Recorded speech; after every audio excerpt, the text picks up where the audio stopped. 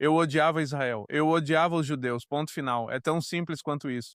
E qualquer muçulmano que negue isso, que conte uma história diferente dizendo que eles crescem sem odiar os judeus, eu acho que ele não está dizendo a verdade. Pelo que eu sei, porque cresci ouvindo programas de rádio, assistindo TV, indo à escola, ouvindo meu pai pregar na mesquita. Eu ouvi muitos sermões e nem consigo contar quantas vezes o assunto dos judeus foi mencionado, e tudo o que eu ouvi foram maldições e falas que retratavam os judeus de forma negativa, dizendo que eles são o povo amaldiçoado. Deus os amaldiçoou e eles têm a ira de Alá sobre eles. Algumas pessoas herdam um negócio de família, outras herdam uma tradição familiar. O irmão Rashid herdou uma religião.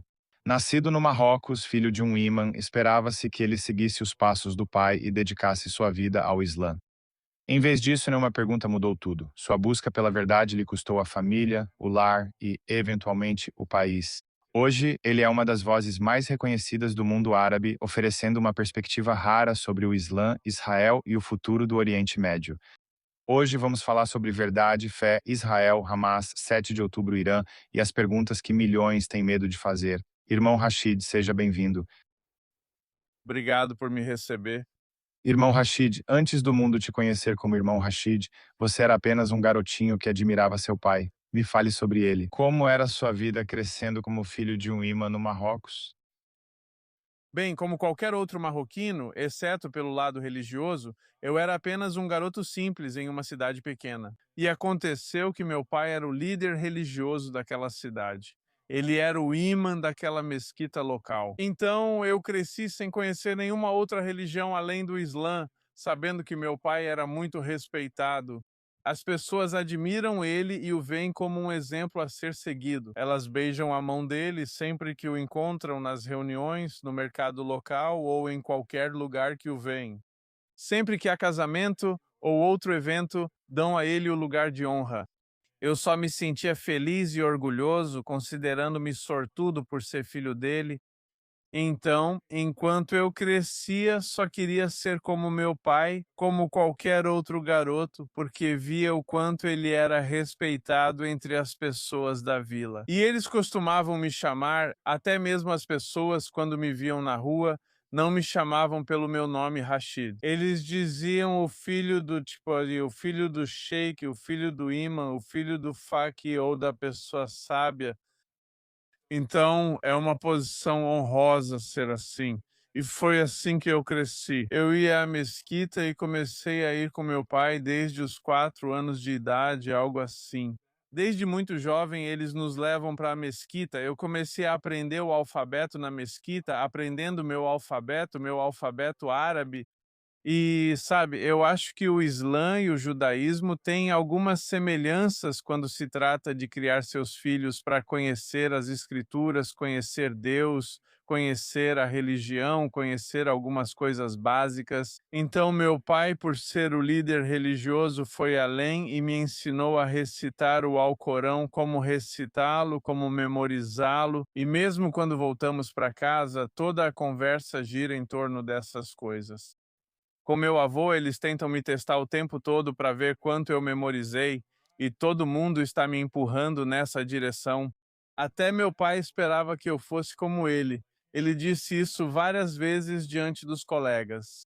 Eu me lembro disso vividamente quando eu tinha uns 7, 8 anos, algo assim. Ele me levava para os lugares e ficava orgulhoso, se gabando. E ele dizia: Rashid, recite isso e aquilo e mostre para eles o quanto você sabe. E as pessoas ficavam impressionadas, tipo, como esse garoto sabe tanto. Uma coisa que quero mencionar é que somos 7 irmãos. Meu irmão mais velho nasceu com algo chamado paralisia cerebral.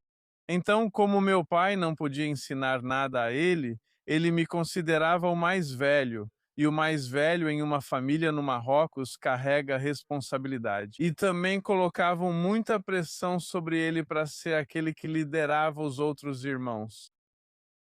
Uhum, uhum. Agora, em que momento as coisas mudaram quando você se tornou, digamos, um adolescente? Como era a vida para você naquela época? Bem, porque no Marrocos nem todo lugar tinha acesso à escola, à mesma educação. Minha mãe brigou com meu pai para me colocar também em uma escola laica.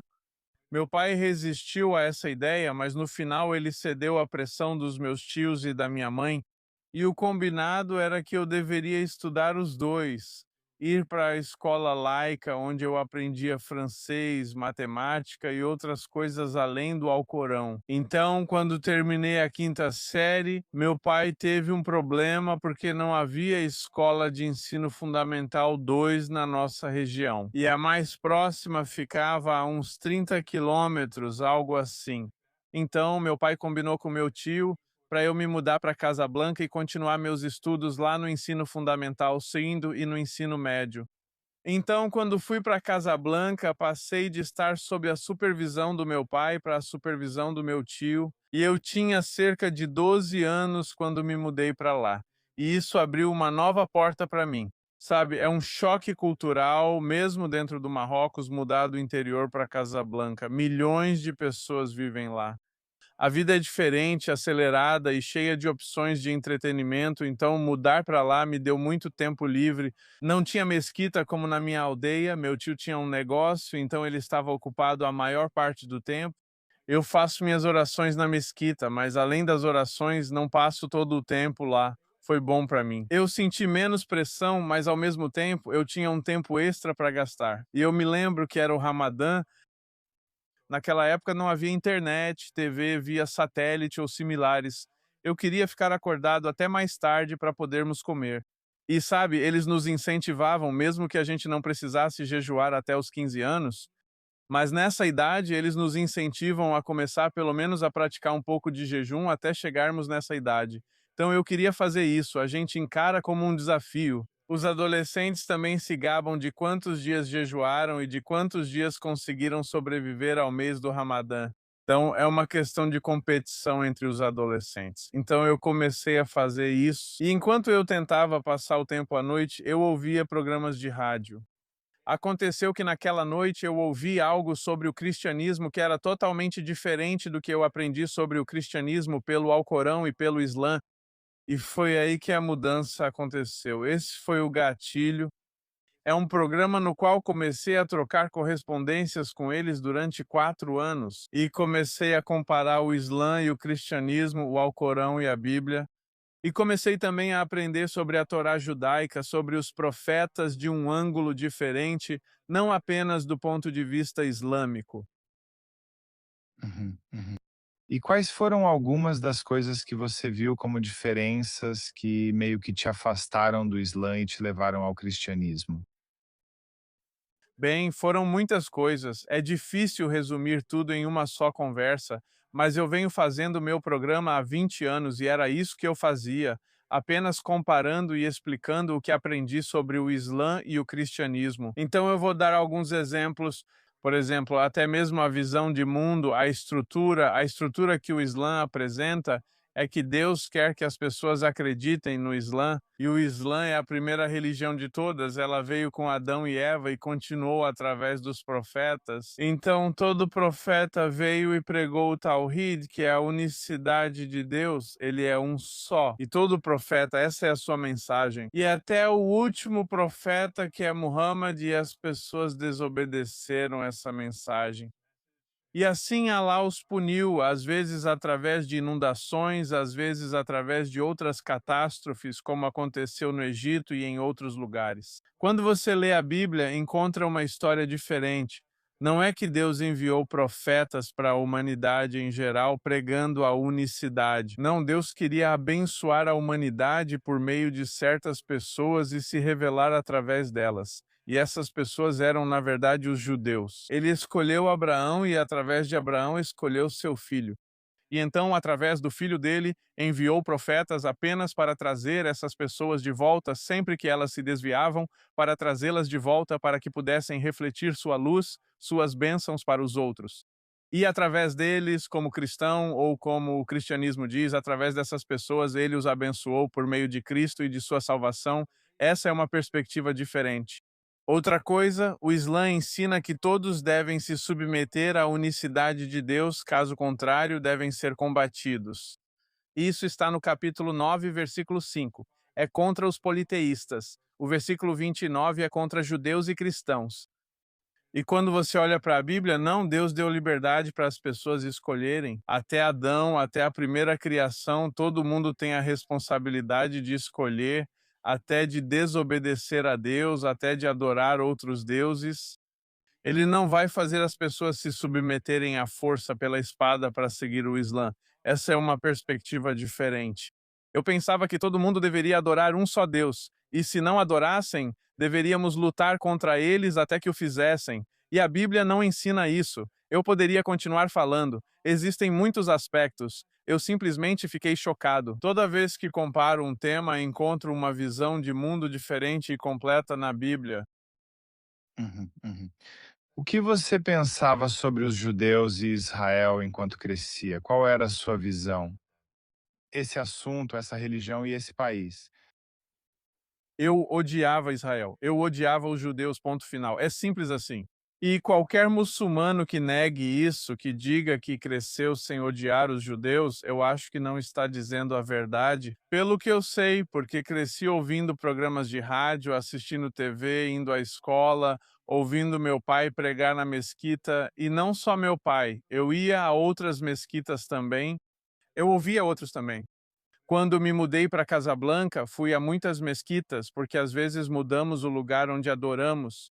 E eu ouvi muitos sermões e nem consigo contar quantas vezes o assunto dos judeus apareceu. E tudo o que ouvi foram maldições e falas retratando os judeus de forma negativa, dizendo que eles são o povo amaldiçoado. Deus os amaldiçoou e eles têm a ira de Alá sobre eles.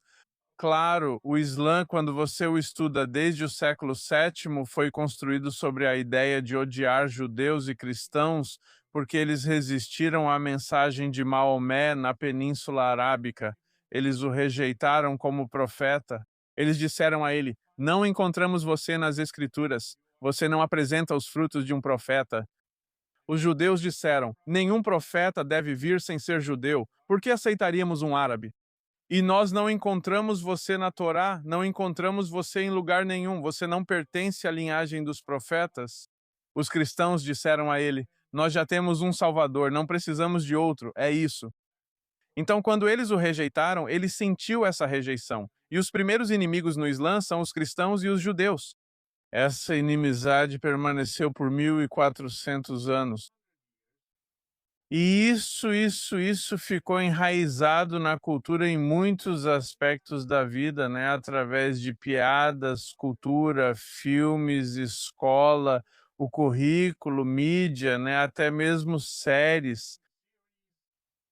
Tudo gira em torno dessa ideia. Eu também me lembro de assistir TV e ver o que as pessoas diziam quando a Intifada começou e quando Yasser Arafat ainda estava vivo. E sempre que víamos os judeus, as pessoas simplesmente falavam todo tipo de coisa contra eles. Eles são os porcos, eles são os animais, eles são os monstros, eles são os sugadores de sangue, eles são isso e aquilo.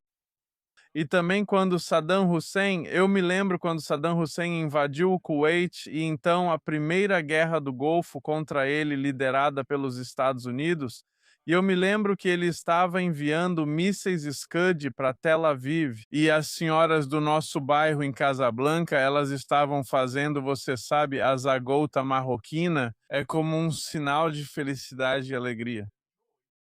E eu me lembro de ler jornais naquela época, eles mostravam os israelenses fazendo xixi nas calças, eles mostravam que os judeus estavam se escondendo, estavam com medo, e as pessoas faziam todo tipo de piada sobre isso. Então, para resumir, eu sei que judeus viveram no Marrocos e conheço a história, e algumas pessoas tentam pintar um quadro bonito, mas a realidade é dura. A maioria dos muçulmanos no norte da África e no Oriente Médio odiava os judeus. Eu era um deles quando criança e nem sabia o motivo. Fui criado assim porque o Islã ensina você a odiar judeus. Uhum. Vamos falar da sua história. O que aconteceu? Como seus pais reagiram quando você começou a questionar? Eu sei que houve um momento em que sua mãe implorou para você recitar a Shahada. Pode compartilhar essa experiência conosco?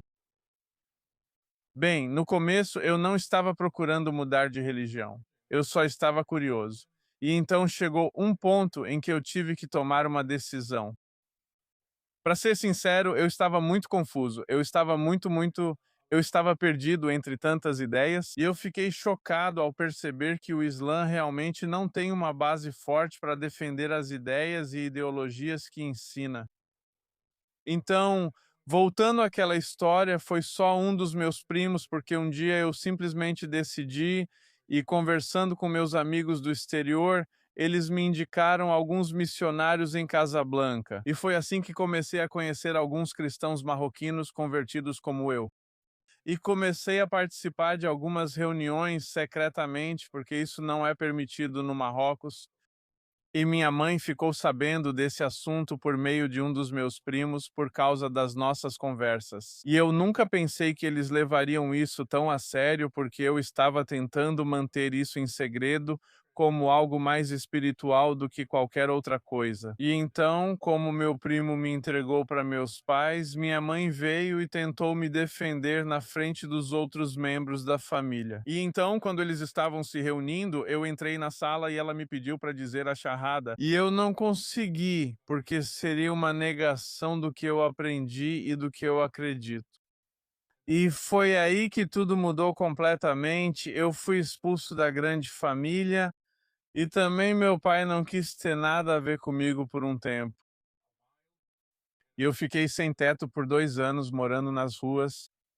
Às vezes eu ficava na casa de alguns amigos e de algumas pessoas que eu conhecia, mas outras vezes eu estava simplesmente nas ruas, dormindo lá, acordando lá, sem ter dinheiro para comer. E sem a ajuda de alguns missionários, eu poderia ter acabado como um sem-teto por toda a minha vida. Então foi algo enorme, a família simplesmente me rejeitou. Eles não tentaram me matar nem nada, mas não queriam ter nada a ver comigo. Alguns membros da família estendida tentaram me ajudar às vezes, mas acabaram ficando do mesmo lado, apenas me deixando de lado. Porque para eles, eu não sou apenas uma ameaça para os filhos deles, já que eu poderia ensinar as mesmas ideias.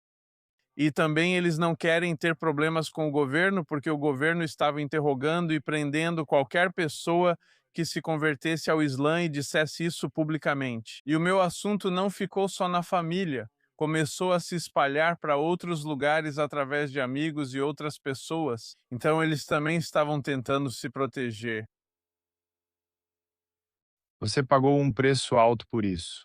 Em algum momento pensou: estou cometendo um erro? Deveria voltar atrás? Isso é demais, não aguento mais. Já teve esses pensamentos?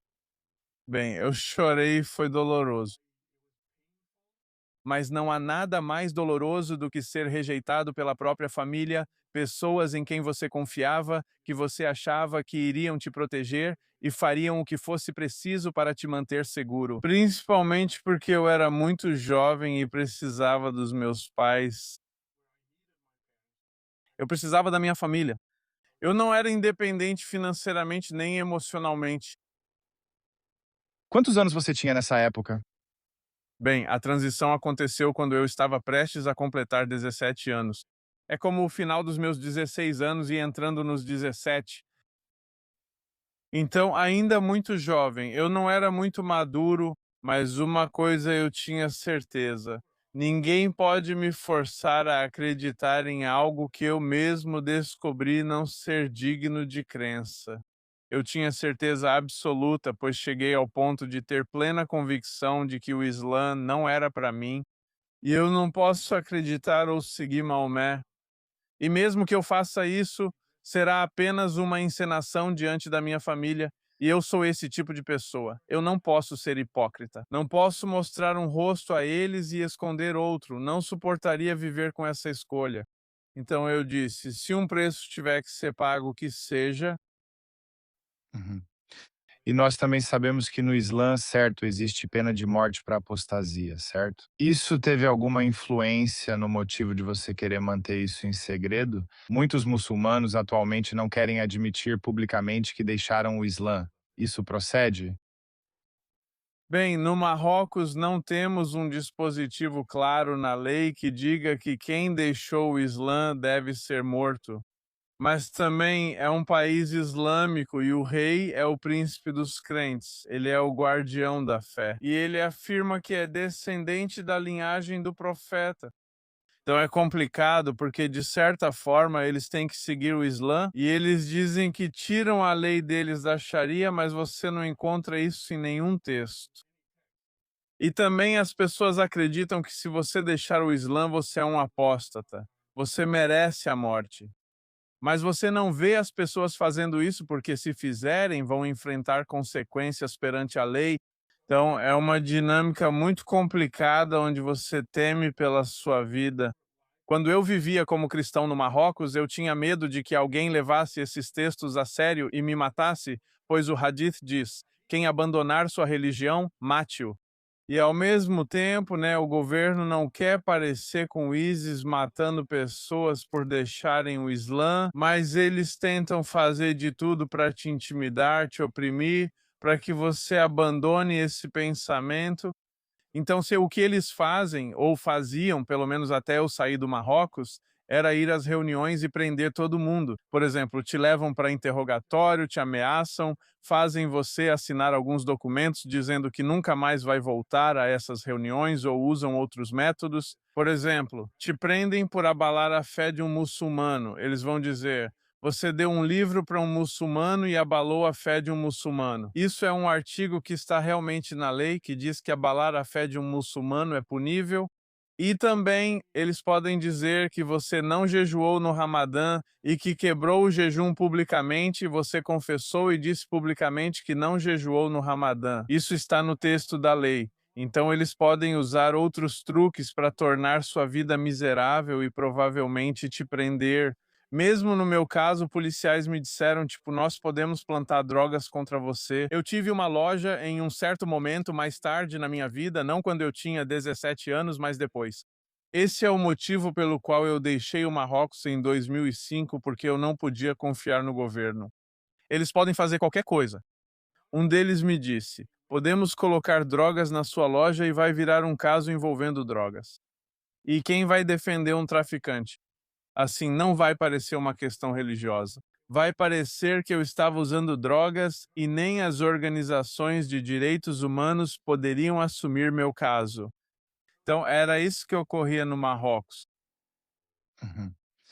Agora, em que momento suas opiniões sobre Israel, por exemplo, mudaram? E você costuma dizer que esse conflito em Israel não é sobre terra. Se não é sobre terra, Do que se trata, então? O conflito com Israel, o conflito árabe-israelense. Eu tentei evitar isso. Claro, minhas opiniões sobre os judeus começaram a mudar desde a minha conversão, mas foi devagar, não era minha prioridade. E claro, eu fiz uma longa jornada estudando até mesmo o próprio conflito e vendo o que aconteceu, não o que a mídia tenta pregar para a gente. Eu descobri que a terra é usada, mas a realidade é o Islã. Vou explicar isso em detalhes. Se for uma terra muçulmana ou qualquer terra reivindicada como terra islâmica, ninguém deve governar essa terra exceto muçulmanos. É por isso que, quando os otomanos estavam lá, ninguém chama isso de ocupação até hoje.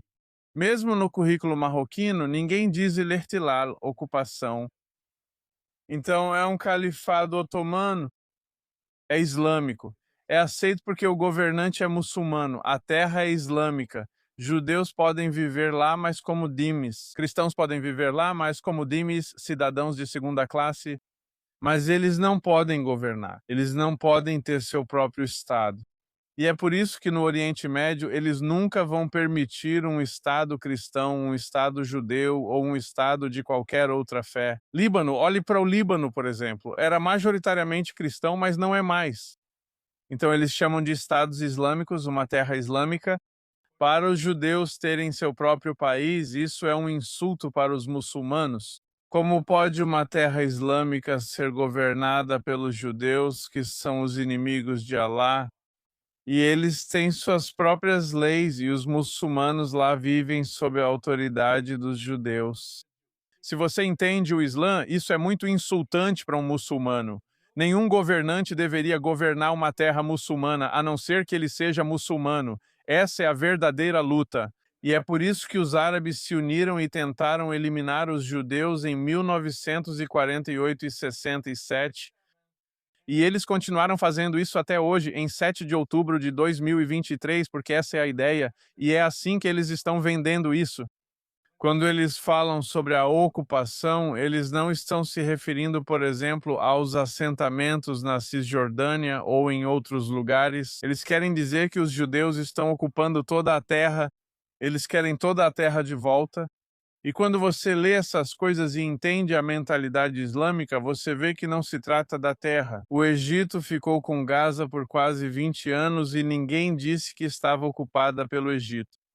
A Jordânia ficou com a Cisjordânia pelo mesmo período e ninguém disse que estava ocupada pelo Egito. Só quando está sob controle dos judeus é que dizem que é ocupação. Mas quando está sob controle de qualquer país islâmico, ninguém fala em ocupação. E olhe para o Chipre, por exemplo, a parte que está sob controle da Turquia, dos muçulmanos, eles não chamam de ocupação. É o Islã e o Islã governa lá. Eles ainda sonham em voltar para a Espanha. Eles chamam de Al-Andalus porque agora está sob controle dos cristãos ou dos ocidentais. E um dia eles sonham, quando você olha para a Al-Qaeda e outros grupos, e até mesmo a Irmandade Muçulmana e o ISIS, eles sonham que um dia aquela terra voltará a estar sob o domínio islâmico. Se não conseguirem por meios militares, provavelmente tentarão por conversão, imigração ou outros métodos. Então, se você entende essa realidade, eles não estão lutando por terra. Eles já têm muita terra. Eles não fazem nada com ela. Porque eles lutariam por uma pequena porção que, se você considerar dentro do contexto árabe, do contexto islâmico no Oriente Médio, é insignificante. Mas ainda assim, todas essas guerras, quantos países se uniram, Egito, Síria, até Marrocos e até mesmo o Iraque, e todas essas forças, Arábia Saudita, Jordânia, todas essas forças juntas. Por quê? Você acha que é só por causa da terra ou porque eles odeiam judeus e não querem que eles tenham um estado próprio? Sim, e vemos que a República Islâmica do Irã está se esforçando tanto para destruir Israel, construindo o Hezbollah e o Hamas, e eles afirmam que estão fazendo isso pelos palestinos, o quanto eles realmente se importam com os palestinos e o quanto estão usando os palestinos como uma ferramenta para alcançar seus próprios objetivos. Ninguém se importa com os palestinos, eles não se importam com as pessoas. Se realmente se importassem com as pessoas, se importariam com o Sudão, por exemplo. Eles se importariam com o Iêmen, quando as bombas da Arábia Saudita e dos Emirados Árabes Unidos estavam matando milhares lá. Ninguém se importa. E eu posso dar outros exemplos. Mesmo voltando à questão da terra, Marrocos tem duas cidades. Os marroquinos consideram que elas estão ocupadas pela Espanha, Ceuta e Melilla. Você já ouviu falar de protestos, por exemplo, no Cairo, no Irã ou no Iraque para libertar essas terras da Espanha? Não, porque não se trata dos judeus. Os judeus são os primeiros inimigos, depois vêm os outros. O foco não é sobre os palestinos, é o ódio contra os judeus. Eles não deveriam ocupar aquele pedaço de terra. Então é por isso que eles usam os palestinos apenas como uma ferramenta, como uma causa, como um rótulo para mobilizar as massas. Eu me lembro de ir para a universidade no Marrocos e ver imagens e fitas de vídeo passando o dia todo no campus universitário, mostrando crianças sendo mortas por soldados israelenses. Recrutam pessoas para grupos como Al-Adl wal-Hassan, que funciona como um braço da Irmandade Muçulmana, embora não admitam, e eles recrutam pessoas para essas fileiras, mesmo no Marrocos, a milhares de quilômetros de Israel. Recrutam pessoas para sua causa usando os palestinos como rótulo para atrair mais gente. É isso que a Al Jazeera vem fazendo desde os anos 90 até hoje.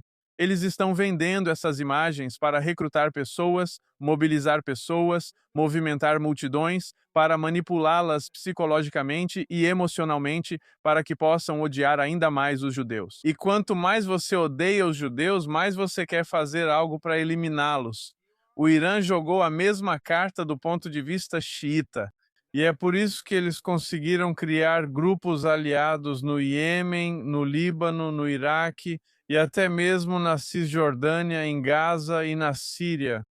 Então, esse é o jogo que todo mundo está jogando, na verdade, não só o Irã. Até mesmo os Estados Árabes jogaram a mesma carta quando estavam ajudando Yasser Arafat.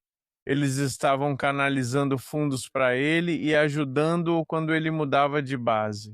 Ele foi para o Líbano, depois para a Tunísia, depois voltou para a Cisjordânia. Quem estava ajudando ele, quem estava financiando ele, quem estava tentando usá-lo para canalizar seu ódio contra Israel são os Estados Árabes, outros Estados Árabes como o Egito, como o Catar, como a Arábia Saudita. E devemos nomear essas coisas, devemos enfrentar essas coisas, essa é a dura realidade. Uhum. Por que o Hamas chamou 7 de outubro de Dilúvio de Al-Aqsa? O que Al-Aqsa representa que o público ocidental não entende completamente? Existem hadiths que dizem que Al-Aqsa foi a primeira qibla, o primeiro lugar para onde os muçulmanos direcionaram o rosto durante as orações, antes de mudar no período de Medina e começarem a se voltar para a Caaba. Outro hadith diz que Maomé foi até lá em uma viagem noturna e de lá subiu aos céus para receber as orações do próprio Alá. Com base nessas tradições, os Estados Islâmicos tentam reviver alguns mitos sobre Al-Aqsa e torná-la central para a sua fé. Na verdade, Al-Aqsa não foi muito importante para os muçulmanos durante séculos, mas por causa de Israel, por causa dos judeus, eles começaram a reviver esses textos e tornar Al-Aqsa central para a sua fé. E Al-Aqsa, agora eles falam sobre ela como um pilar do Islã, um dos pilares do Islã. É o segundo local mais sagrado para eles. Mas quando você olha para a história, na verdade, Al-Aqsa foi feita como um paralelo a Meca por Abdul Malik ibn Marwan e também está sobre o templo que estava lá. Isso é, de novo, mais um sinal de que eles odeiam os judeus e odeiam tudo que pertence à nação judaica, e o templo representa muito na história judaica. Então eles quiseram substituí-lo e colocar algo para eles mesmos. E Al-Aqsa veio a calhar e foi assim que eles colocaram lá. Então o Hamas está apenas jogando a carta religiosa ali porque, se eles disserem que fizeram isso para ajudar o Irã, os sunitas não vão gostar disso. Se eles disserem que estão fazendo isso por qualquer outro motivo, ninguém vai se juntar a eles. Mas se eles disserem que estão fazendo isso por Al-Aqsa, então, olha, os marroquinos podem pensar, isso, vão em frente. E argelinos, tunisianos e egípcios, então, eles tentam encontrar elementos religiosos que possam usar como ferramenta de propaganda. Assim, todos vão apoiar o que eles fizeram. E olha só o que eles conseguiram. Na verdade, eles conseguiram até certo ponto reunir todos esses protestos ao redor do mundo, especialmente muçulmanos, para se juntarem a eles, porque fizeram essas pessoas acreditarem que estão fazendo isso para libertar Al-Aqsa. Hoje em dia falamos sobre muçulmanos moderados, falamos sobre muçulmanos radicais, como se houvesse, sabe, uma diferença entre os dois. Você acha que existem muitos muçulmanos moderados que não odeiam judeus e que apoiam Israel em privado? Ou isso é apenas um equívoco? Tenho certeza de que existe uma porcentagem de muçulmanos que provavelmente simpatizam e apoiam os judeus, mas é uma porcentagem muito pequena e não é por causa do Islã, é por outros motivos. Se você é muçulmano e quer ser fiel ao que acredita, então você tem que odiar os judeus. Muçulmanos que não fazem isso, como alguns muçulmanos nos Emirados Árabes Unidos, ou até mesmo no Marrocos e em outros lugares que normalizam seus laços com Israel, deixe-me dizer uma coisa. Em primeiro lugar, eles não representam a maioria desses países. Por exemplo, no Marrocos, o governo sim, mas nenhuma estatística foi feita. Tenho certeza de que você ficará surpreso com quantos marroquinos ainda odeiam judeus. Nós não sabemos, mas quando vejo as redes sociais, vejo vídeos e vejo protestos, tenho medo de que essa porcentagem seja chocante para muita gente. Não sei quanto aos Emirados Árabes Unidos, pois é um país pequeno. A liderança, sim, por diferentes razões, mudou o rumo, mas ninguém perguntou aos próprios emiratenses quantos deles apoiam essa direção e quantos a rejeitam. Ainda assim, se você pegar Marrocos, Emirados Árabes Unidos e Bahrein, bem, vá para o Egito. Tenho certeza de que, se você, como judeu, andar pelas ruas do Cairo, será morto. A embaixada lá está sob forte proteção, caso contrário, será destruída. Por quê? Porque a mídia árabe, não só a Al Jazeera, até mesmo a mídia egípcia, ainda continua jogando a mesma carta. Veja quantas produções eles fizeram no Ramadã, séries, novelas e muitas coisas sobre os judeus. É que esse sentimento é muito forte entre os egípcios. Olhe para a Jordânia, por exemplo. Se você for para a Jordânia, a maioria dos jordanianos odeia os judeus. Então, o termo muçulmano moderado simplesmente significa que alguns muçulmanos estão ignorando partes da sua religião, ou porque eles não sabem sobre isso, ou porque não é conveniente para eles e a humanidade deles é mais forte do que o sistema de crenças deles. Se quiserem aplicar o sistema de crenças deles, precisam te odiar. Uhum. Você costuma dizer que civilizações se constroem sobre histórias. Pode explicar o que isso significa? Prático. Bem, eu acredito que todos os seres humanos têm histórias. Eu tenho minha própria história. Minha família tem uma história sobre a família toda. Você também tem histórias, aquelas narrativas na Bíblia. Eu acredito que são histórias metanarrativas que construíram a nação de Israel. Essas histórias definem quem é Israel e quem são os judeus, porque vocês olham para elas e extraem delas seus valores morais e seu referencial, sua coragem, sua inspiração, seus princípios. Além disso, isso te dá força para continuar e lutar pela sua sobrevivência.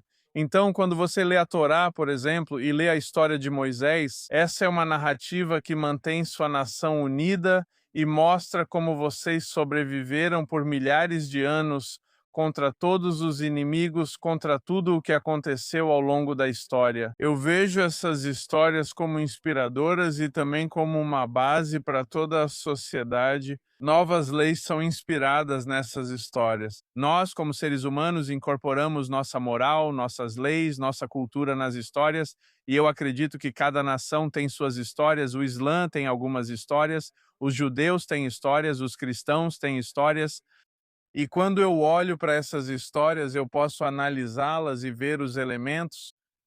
As histórias islâmicas têm elementos destrutivos para a civilização. As histórias judaico-cristãs são feitas de forma diferente. Quando você lê sobre Moisés, não é uma luta com o faraó sobre acreditar ou não em Deus. Eles não tentam impor suas crenças ao faraó. Se você acredita ou não nisso, isso não importa para mim agora. Eu só estou falando sobre a moral e os princípios. Então, quando você lê a história de Moisés com o faraó, um povo que foi escravizado e é um clamor por liberdade. Deixe meu povo ir, liberte meu povo.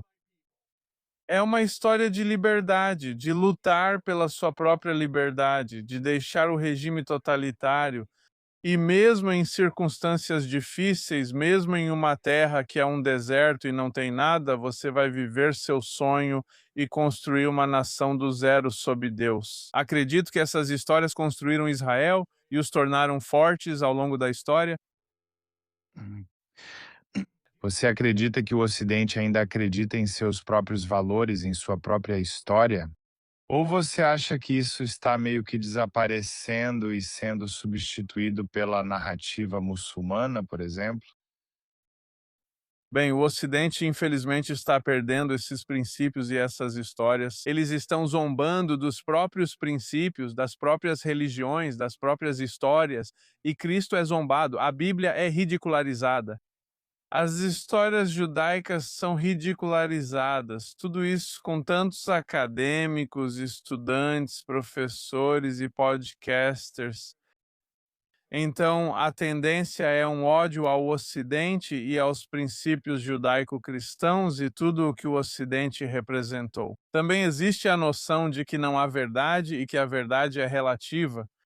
Então, cada um cria a sua própria verdade, e eu acho isso destrutivo, porque no final das contas, cada um pode afirmar qualquer coisa e dizer que é a verdade. Então, nós não acreditamos em metanarrativas, e acho que você vai concordar comigo que isso não se sustenta, e as pessoas estão procurando por outras coisas. E o Islã está preenchendo esse vazio porque oferece a eles a narrativa de que, por exemplo, o cristianismo era uma religião branca. E olha o que eles fizeram com os negros. E eles não contaram para eles que o Islã também escravizou muitas pessoas e vendeu pessoas. E as pessoas foram escravizadas desde o primeiro dia, na verdade, quando eles atacavam outras tribos desde o século 7 até o colapso do califado. E a escravidão não foi abolida por causa do Islã. O Islã só aboliu a escravidão porque o Ocidente pressionou o mundo muçulmano a abandonar a escravidão, não o contrário. Então eles não contam essas coisas para eles. E existe uma aliança profana entre certas ideologias. Elas não são compatíveis entre si, mas como o inimigo do meu inimigo é meu amigo, então eles se unem para lutar contra tudo que representa o Ocidente e Israel. Por que você acha que as universidades ocidentais, esses intelectuais, têm dificuldade para entender o islamismo radical? Você tem pessoas marchando em apoio ao Hamas e em apoio a terroristas.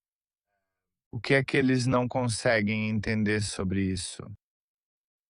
Não tenho certeza se é falta de compreensão ou outra coisa, né? Acredito que é um caminho deliberado que eles estão seguindo. Não é por falta de entendimento deles. Tantas pessoas são inteligentes em Harvard, Cambridge e outros lugares, Yale e outros lugares. Então, eu não tenho dúvida de para onde eles estão indo. Eu acho que, sabe, quando você leva em consideração quantos recursos vieram do Catar e de outros lugares, e eles tentam recrutar essas pessoas. Quando você vê isso na mídia também, com Tucker Carlson e outras pessoas, eu não acho que elas sejam burras. Eu acho que elas são inteligentes, mas elas escolhem, eu acho, o dinheiro em vez dos princípios. Elas escolhem um caminho que se volta contra o Ocidente e se alia a outras ideologias. Acho que isso é uma escolha deliberada delas. Claro, existem alguns idiotas úteis. Eles não têm consciência e simplesmente seguem a maré. Mas eu acho que aqueles que lideram são espertos o suficiente para perceber o Islã. O Islã é uma ameaça à civilização ocidental, é uma ameaça às nossas democracias, é uma ameaça às nossas liberdades. Mas ainda assim, eles não se importam porque odeiam tanto o Ocidente que estão dispostos a dar as mãos ao diabo, mesmo que seja preciso isso. E só para destruir aquilo que eles odeiam, eles não se importam. Então, qual é o papel do Catar em tudo isso? Porque, claro, eles têm a Al Jazeera, mas como você disse, eles estão comprando o apoio de personalidades da mídia e de universidades. Eles estão gastando muito dinheiro nisso. Quanto dessa influência é por causa do Catar? Se eles não estivessem injetando esse dinheiro lá, isso seria diferente? Bem, antes de tudo, provavelmente você vai minimizar o efeito da Al Jazeera. Eu cresci no Marrocos ouvindo a Al Jazeera desde que ela começou. E eu vi ao meu redor no Marrocos quantas pessoas foram doutrinadas pela Al Jazeera. E não só isso, mesmo quando comecei meu programa, vi quantas pessoas foram influenciadas pela Al Jazeera. A Al Jazeera não é algo pequeno em toda a luta contra Israel, especificamente, e também na propagação da Irmandade Muçulmana, da Al-Qaeda, do Talibã e de outros atores. Acho que a Al Jazeera é uma das ferramentas mais destrutivas que o mundo islâmico conseguiu produzir. Pode anotar o que estou dizendo. As pessoas vão perceber um dia, se tivermos as ferramentas para avaliar quanto de doutrinação aconteceu em cada casa muçulmana no Oriente Médio por causa da Al Jazeera, elas vão ver. O efeito é muito maior do que eles imaginavam. Eu acho que é muito mais poderoso do que a Irmandade Muçulmana, muito mais poderoso do que o Hamas e o Hezbollah. E provavelmente você vai descartar essas palavras, mas eu acredito nisso porque vivi e vi isso em primeira mão. Então, uma das coisas que eu sempre peço para as pessoas fazerem, a mídia deveria, de alguma forma, nós deveríamos pressionar o Catar, o Egito, para reestruturar a mídia, reformar seus meios de comunicação. Eles estão destruindo o Oriente Médio, eles estão destruindo o Ocidente, eles estão doutrinando pessoas que vivem nos Estados Unidos e vivem na Europa. E eles estão ensinando essas pessoas a odiar o Ocidente, a odiar os judeus e a odiar a civilização ocidental. E se não fizermos isso, isso vai simplesmente continuar. Essa é uma coisa. A segunda é o financiamento. Claro, quando eles financiam todos esses estudos do Oriente Médio nas universidades, não estão fazendo isso pelo bem dessas universidades. Eles fazem isso porque sabem o impacto da educação nas gerações. Eles já fizeram isso em outro lugar e isso produziu alguns resultados.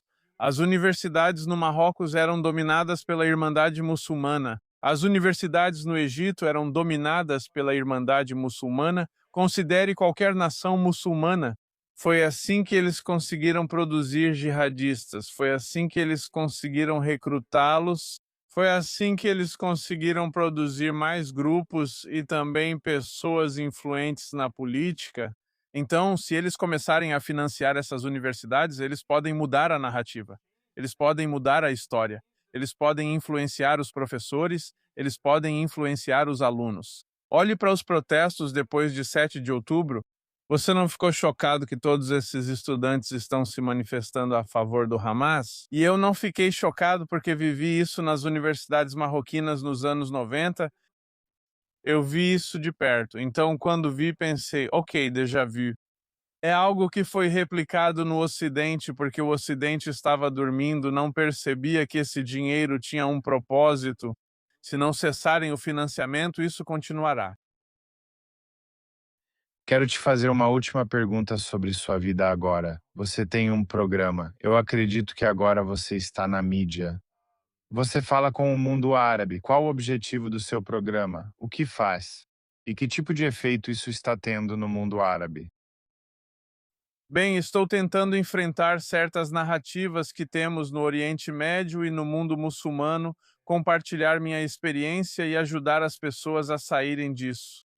Porque eu acredito que a luta contra essas ideologias nós temos que enfrentá-la também em um nível intelectual, ajudar as pessoas a usarem o pensamento crítico e a enfrentarem certas narrativas. Um deles, na verdade, é o tabu que tínhamos, o conflito israelense-palestino ou israelense-árabe, como eles chamam. Ninguém ousa, mesmo em alguns países moderados como Marrocos, ninguém ousa fazer o que estou fazendo.